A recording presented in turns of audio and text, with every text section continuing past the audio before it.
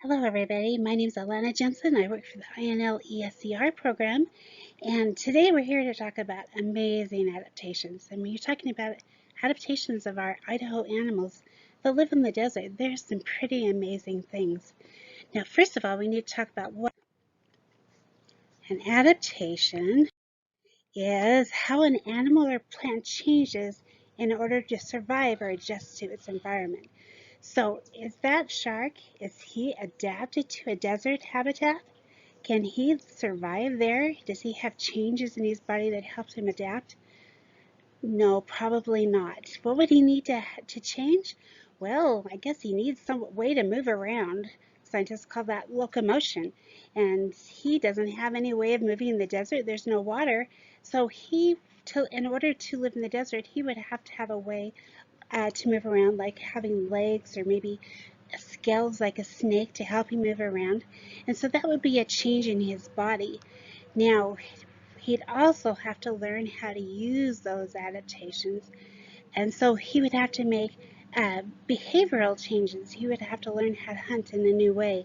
And so those are called behavioral changes. So there are two things an animal can change, have adaptations to live in a habitat, and those are behavior changes and physical changes, which are body changes in his body.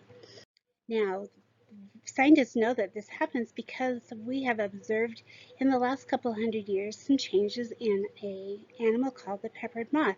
The peppered moth doesn't live in Idaho. It lives in England, and there are two different kinds of peppered moths, two different color uh, formations in a peppered moth. There are the light ones with black specks and the black one with a little bit of white specks. Now, for a long time, these guys lived in a forest that had beautiful white lichen all over the trees, and so they have, which one is better adapted, do you think, the dark one or the light one? Well, of course, the light one is, and that means that he probably lived longer. They had more babies and were able to live longer, and so there were more white ones. But something happened to the forest, and there was a big factory built next to it about 1850, and this factory let off a lot of smoke and soot, and so it covered the beautiful white trees with black soot. And now which one is better at adapting to the new habitat, the white one or the black one? Yep, the black one is. And so now there are more black peppered moths than there are white. Now people are trying to get the forest back to that beautiful white lichen growing all over it. And so that they're adapting again. So which peppered moth do you think will work better, will have more adaptations to live in a forest that is covered by white lichen? Yeah, so now they're becoming more and more white peppered moths. Now as the forest is changing, they are adapting to their new circumstances. Now in Idaho, we live in something called the sagebrush steppe. Sagebrush meaning our most dominant plant is sagebrush, and steppe meaning a vast treeless plain. That's a Russian word. So we don't have a lot of trees, just a lot of bushes, including mostly sagebrush and grasses and wildflowers. Now there are a couple of things that our habitat are stressors that make our animals have to have special adaptations in order to live here and survive. And the first one is the temperature. Now, does it ever get cold in Idaho? Yeah, it can get really cold. Does it ever get hot in Idaho? It does that too. And so animals that live in our desert have to live where there is hot temperatures part of the year and cold temperatures part of the year. And that makes them, so they have to adapt even during the year. They have to change. They have to make adaptations in order to change. The next thing that is a stressor for these animals is we do live in a desert. That green blotch over there is called the Great Basin Desert. And the Great Basin Desert is a desert. And what do deserts have not very much of? That's right, they don't have very much water. And so our animals are adapting to live in the desert without very much water. And so the changes we're going to see today, those adaptations that our local animals have, are going to be mostly temperature changes, things that help them adapt to those different temperatures during the year. And the other thing is a way to find water or use less water, those are adaptations. So one of those adaptation words we're going to be using today is called crepuscular, and it's a word we probably haven't heard before. Uh, Most of our animals in the desert in the summertime are crepuscular animals, meaning that they are active only when the sun is coming up and at dawn, and again in the dusk as the sun is going down. Now, why do you think in the summertime animals would have a hard time being active during the day? That's right. They're going to lose a lot of water if they're sweating and moving around when it's daytime. And so these guys will usually find a nice place to lay down during the day and get in the shade and not use a lot of energy so they're not sweating.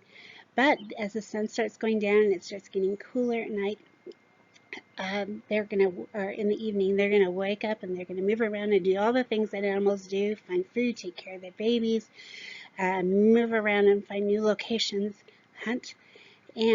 But they don't have adaptations to help them live in the dark. They don't have those nocturnal eyes, and so they have to find a safe place to be during the nighttime, and so they go back and rest again. Now in the summer, a lot of our desert animals are crepuscular, meaning that they are active in the morning and they're active in the evening. But during the hot part of the daytime and during the dangerous part at night, where they're not adapted to defend themselves, they are uh, resting. One of our crepuscular animals is this guy. Any idea what this guy is?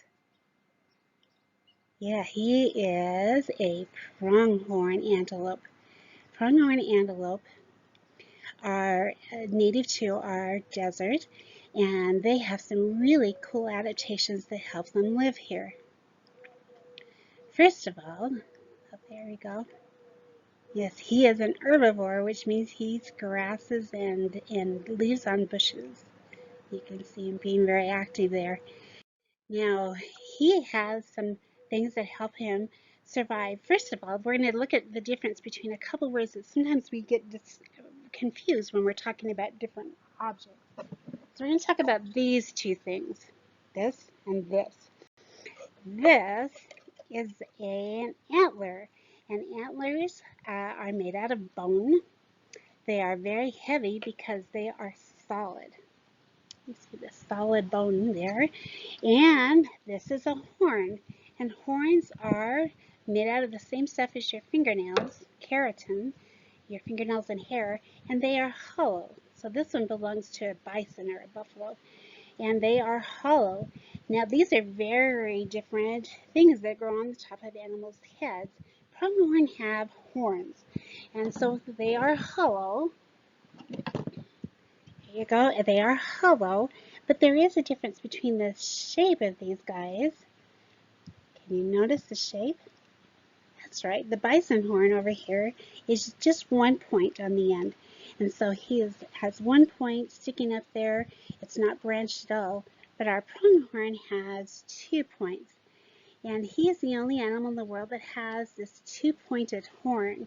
And so scientists decided that since this guy is not, he's unique, he's the only one that has a branched horn or a 2-part pointed horn, they had to give him a new name. So he couldn't be known by antelope because the antelope in Africa only have 1 point on their horn. So they gave him a new name, pronghorn. Now these guys, animals with horns, like our bison, the horn will stay on their whole life. Cows and rams and in the sheep family, all have horns, and they grow their entire life. They never fall off. They kind of sit on the animal's head over a little protrusion on their skull, and they sit there and they're anchored really well. But our pronghorn is very different. His horn is a little bit like an antler. So this antler, which belongs to a mule deer, you can see the V that shows you it's a mule deer antler, is made out of solid bone, and it falls off every year. What makes it fall off? Well, just like your baby teeth that fall off because there's a new one pushing them out, the old one falls off because there's a brand new antler already growing, and they grow these every single year. And the deer family have antlers. That includes the deer and the elk and the moose and caribou, which when they're domesticated we call reindeer. So these fall off every year. These stay on their whole life. But then we have our odd-looking pronghorn horn that it's two-pointed, and it also falls off every year, just like an antler. And so this guy is a pretty unique animal. You can see the top picture over there that there is a pronghorn who has a very loose uh, horn, and it wiggles around just like your loose baby teeth do, and so he's trying to pull it off. And when he does, you can see the brand new horn in the bottom picture already growing. That's what pushed the old horn off, and his new one is already growing. So he's kind of a unique animal.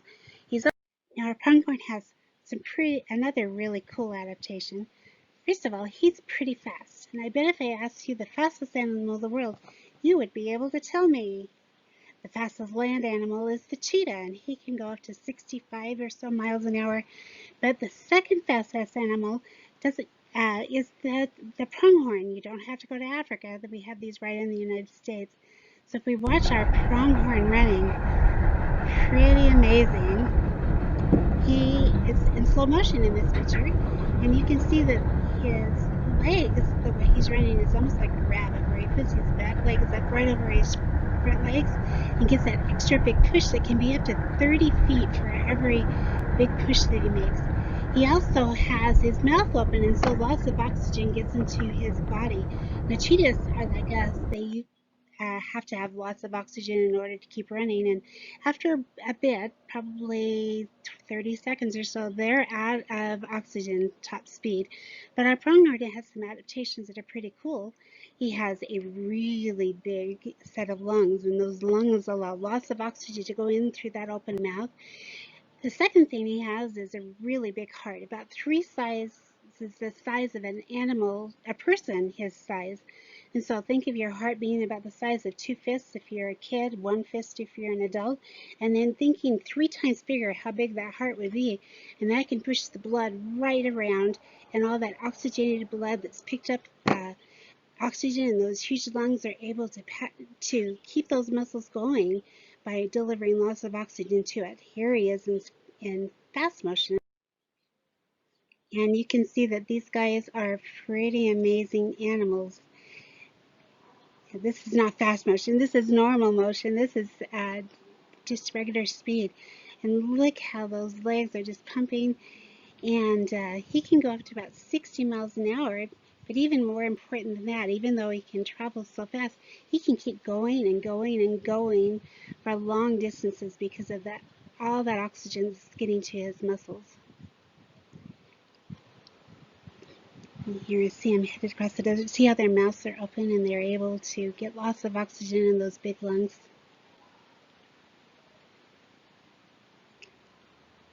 Yeah, pretty amazing animals for our Idaho desert.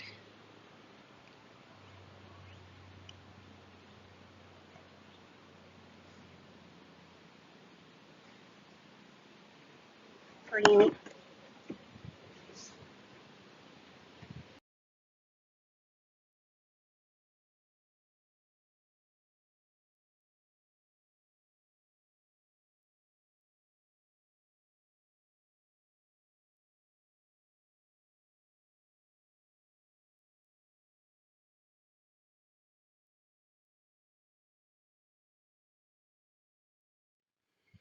Okay, so that is our pronghorn, who is a native Idaho animal who is adapted to live in our desert. Here's another guy. This is a jackrabbit. In our desert where I work out of the INL, we have two kinds of jackrabbits. We have down here, we have a black-tailed jackrabbit. We also have white-tailed jackrabbits, and these guys have some really cool adaptations. First of all, they have those really big ears. What do you think those ears are for? That's right, they're really good at listening. You can kind of test that if you put your hands, we have really flat ears as people, these are called penne. If you make your penne really big, we're going to cup our hands with your thumb close together, keep that sound in there, put them right behind your penne so you can make them nice and big. Then, if you have somebody in front of you, click their fingers. You can test if you can hear better with those big ears or people ears. Test and see how that works. But these animals, because they have big ears that they can churn, you can see in the top picture that guy turning his ears different directions to pick up sounds in different directions. But those ears also help him another way. They're also air conditioning. Air conditioning means that, I call it ear conditioning, can help an animal cool down. So animals with big long ears or a big skinny tail without a lot of fur on it, or long skinny legs without a lot of fur, can actually lose body heat through those long parts. So we're going to try an experiment. If you'll put your hand out, this is like a bunny's ear, and we are going to blow across your hand. Blow hard. What happened to the temperature of your hand?